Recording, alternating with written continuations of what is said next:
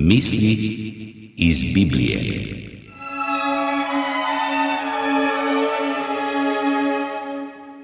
Učitelj je na začetku šolskega leta otrokom prebral pismo, ki so ga zaskrbljeni starši napisali predstavnikom ministrstva. Poudarili so, da so svojemu otroku nudili vse prednosti v življenju. Šolal se je na najboljših šolah, bil najuspešnejši učenec in pred njim je bila bleščeča poklicna pot pravnika. Nato pa so se ministrstvu pritožili, kako je njihov otrok pristopil v neko čudno versko skupnost. V svojem pismu so trdili, da sedaj ta skupnost nadzira njihovega sina. Ločili so ga od njegovih prijateljev in odtujili od družine in mu vzeli ves denar. Zaskrbljeni starši sedaj prosijo predstavnike ministrstva, da ukrenejo nekaj v zvezi s to versko skupnostjo.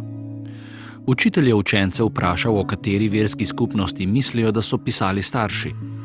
Nekateri so prepričano rekli mormoni, Jehovove priče, baptisti, raelisti, adventisti, metodisti, binkoštniki. Po nekaj minutnem naštevanju jim je že zmanjkalo sodobnih verskih skupnosti. Profesor jim je tedaj razložil, da je ravnokar prebral pismo iz 3. stoletja našega štetja, ki je bilo naslovljeno na rimske oblasti. Skupina omenjena v pismu se je imenovala kristjani.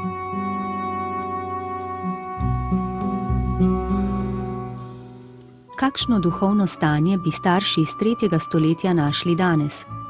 Najprej bi se verjetno zgrozili. Pogledali bi v popis prebivalstva in ugotovili, da se je skoraj 1 milijon prebivalcev izreklo za kristjane. Grozno. Potem bi odšli na ulice in si ogledali, kakšen je svet, če vse vrvi od krščanstva. Tedaj bi zanje prišlo olajšanje. Saj je vse podobno Rimu. Onesnažene ulice, revni brskajo po smeteh, medtem ko drugi neprizadeto hodijo mimo njih. Reveži naporno delajo, bogati pa modrujejo in imajo vsega obilo. Časopisi so polni političnih sporov in spletk. Korupcija na vsakem vogalu. Toda kje je tisto krščanstvo, ki je našemu sinu zmešalo glavo? Podobno vprašanje je zastavil Jezus, ko je govoril o svojem ponovnem prihodu na svet.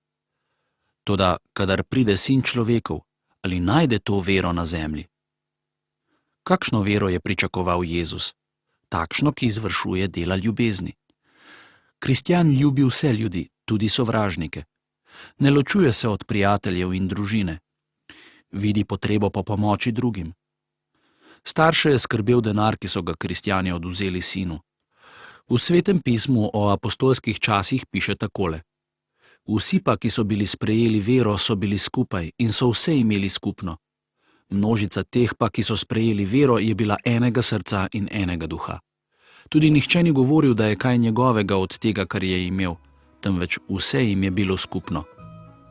Vse bliže je čas, ko se bo moral vsak zagovarjati pred Bogom. Naj se vsak od nas danes vpraša in odgovori na Jezusovo večno vprašanje. Kadar pride sin človekov, ali najde to vero na zemlji?